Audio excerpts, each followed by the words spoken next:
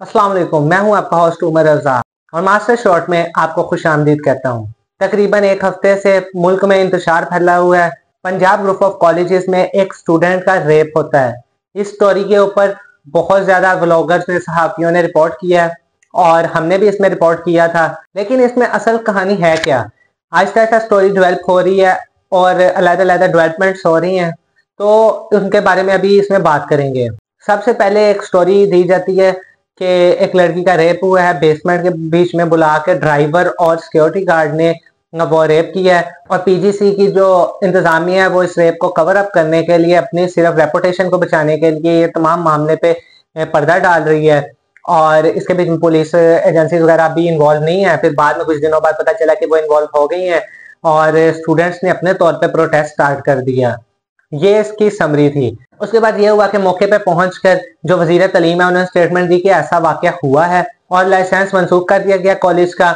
और उसके बाद जो न्यूज चैनल है उन्होंने पहले तो खबर चलाई नहीं, बाद में चलाई तो निजी कॉलेज के नाम से चलाया ताकि कॉलेज का नाम नहीं लिया गया।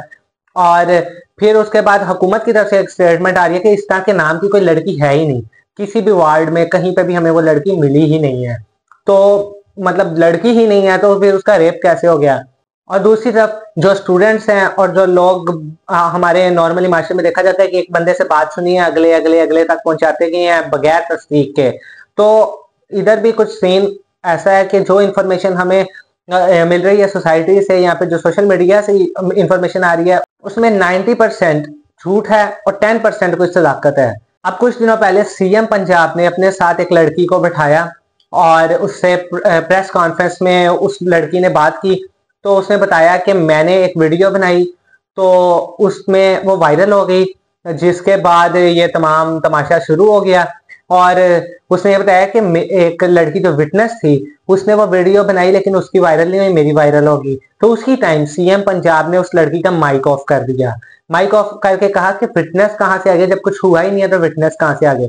उससे पहले काबिल इज्जत एएसपी शहर बंद हुए हैं, उन्होंने भी दो लोगों को खड़ा किया और शायद बताया गया कि चचा हैं एक और एक वालिद हैं उस लड़की के।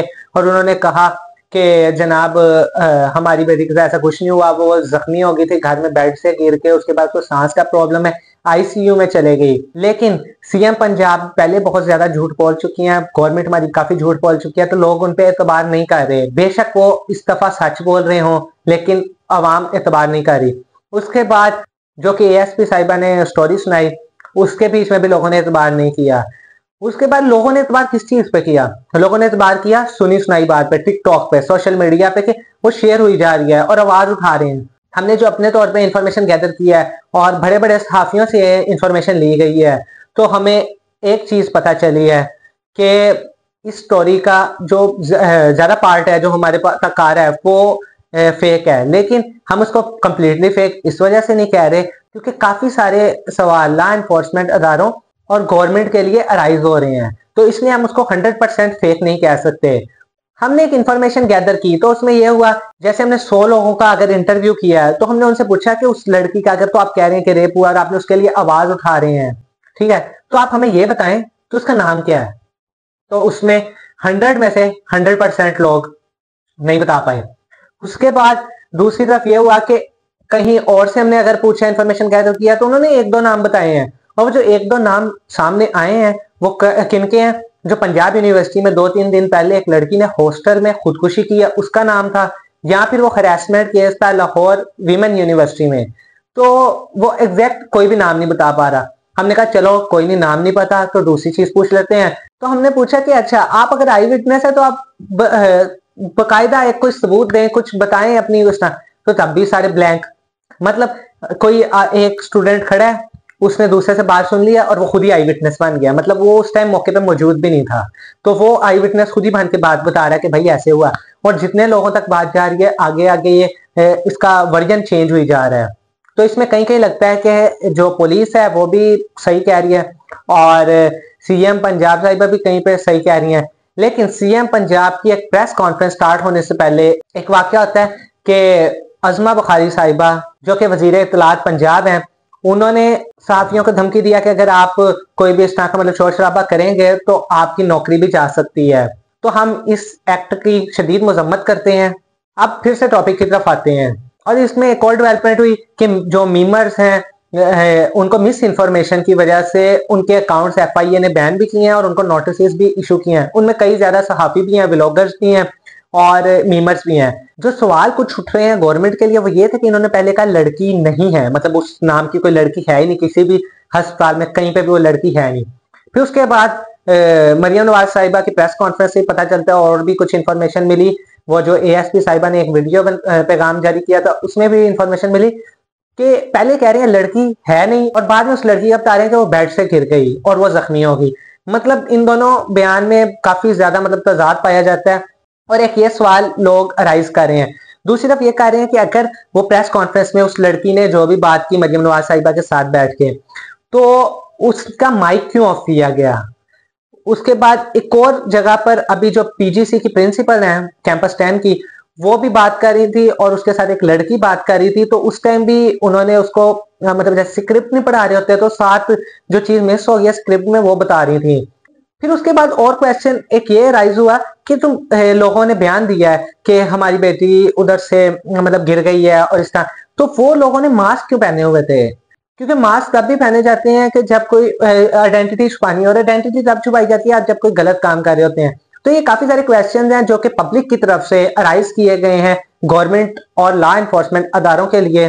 لیکن اس میں جو ہماری ٹیم کی ایکسرسائز ہے اس سے ہمیں یہی معلوم ہوا ہے اول تو کوئی ایسا واقعہ ہوا نہیں ہے, اور اگر تو کوئی واقعہ ہوا ہے تو جو انفارمیشن پھیلائی جا رہی ہے وہ غلط ہے, اور اگر تو وہ انفارمیشن ٹھیک ہے تو وہ انفارمیشن ہمارے ساتھ شیئر کی جائے. ہمارے ساتھ نہیں شیئر کر سکتے, پولیس کے ساتھ شیئر کریں. اگر پولیس کے ساتھ آپ کو اعتماد نہیں ہے ان پر تو آپ کسی کریڈیبل جرنلسٹ کے تمام کے آپ کو اکاؤنٹس مل جائیں گے سوشل میڈیا پہ, تو آپ ان کے ساتھ جا کے انفارمیشن شیئر کر سکتے ہیں. لیکن اس مس انفارمیشن کو پھیلانے کا آپ بالکل بھی ایک ذریعہ مت بنے. اس مس انفارمیشن کی وجہ سے پنجاب میں دفعہ 144 لگا دی گئی ہے, اسلام آباد میں پہلے سے لگی ہوئی تھی, اور 2 دن کے لیے پنجاب کے تمام سکول, کالجز اور یونیورسٹیز کو بند کر دیا گیا ہے کیونکہ امن و امان کا مسئلہ ہے اور ملک کو انتشار کی طرف لے کے جایا جا رہا ہے. پہلے ہی ملک کے حالات اچھے نہیں ہیں, تو کائنڈلی اس چیز کو پہلے آپ لوگ تصدیق کریں کسی بھی انفارمیشن کی, اس کے بعد آپ اس کے اوپر نکلیں. کل راول پنڈی میں طلباء کا احتجاج ہوا جس میں بہت سارے طلباء کو گرفتار بھی کیا گیا, لاٹھی چارج بھی کی گئی اور شیلنگ بھی کی گئی. اگر اس میں پولیس کا لا انفورسمنٹ ادارے کا کوئی قصور ہے تو دوسری طرف طلباء کا بھی اتنا ہی قصور ہے کہ انہوں نے بہت ہی زیادہ مس مینجمنٹ کی اپنے احتجاج کو ریکارڈ کروانے میں. کیونکہ جو پروٹیسٹ ہے, پروٹیسٹ کا ایک طریقہ کار ہوتا ہے. ہمارے ملک میں یہ ضرور سکھا دیا گیا ہے کہ جناب احتجاج کریں, آپ نے اپنے حقوق کے لیے احتجاج کرنا ہے, لیکن اگر احتجاج کا آپ نے کہا ہے, عوام میں, یوتھ میں آپ نے بات ڈالی ہے, تو آپ دوسری طرف یہ بھی تو بتائیں کہ احتجاج کرنا کیسے ہے. پاکستان میں نارملی یہ سمجھا جاتا ہے کہ توڑ پھوڑ کرنے کو احتجاج کہا جاتا ہے. جو اسٹوڈنٹس ہیں انہوں نے اگر تو کوئی احتجاج ریکارڈ کروانا تھا تو وہ تہذیب کے دائرے میں امن و امان قائم کرتے ہوئے, پرامن رہتے ہوئے یہ احتجاج ریکارڈ کروا سکتے تھے. تو ظاہر سی بات ہے جب آپ ایکشن کوئی دے رہے ہیں کوئی چیز توڑنے کا تو آپ کو وہاں پہ ری ایکشن بھی ملے گا. پولیس کی طرف سے لاٹھی چارج ہوئی اور شیلنگ ہوئی وہ پھر ری ایکشن تھا, لیکن میں اس کو بالکل بھی جسٹیفائی نہیں کروں گا اس وجہ سے کیونکہ یہ دونوں چیزیں ہی غلط ہیں. اسٹوڈنٹس کو پرامن رہنا چاہیے تھا, اور اگر تب پولیس والے ایسا کچھ کریں تو تب پولیس والے زیادتی کر رہے ہیں. لیکن اس ٹائم پولیس کو بھی اتنے سویر طریقے سے نہیں کرنا چاہیے کہ شیلنگ کرنا شروع کر دیں, لاٹھی چارج کرنا شروع کر دیں. آپ ناکے لگائیں, بلاک کرنے کے لیے جو آپ کے پاس چیزیں ہیں آپ ان کو یوز کریں, یہ نہیں کہ آپ اسٹوڈنٹس کو ماریں. پہلے ہی بہت زیادہ اس یوتھ میں نفرت پیدا ہو چکی ہے, تو مزید اس نفرت کو بڑھاوا نہ دیں. اب ہمارے شو کا ٹائم ختم ہوا, ہم ملتے ہیں نیکسٹ ایپیسوڈ میں, تب تک کے لیے اللہ حافظ. پاکستان زندہ باد.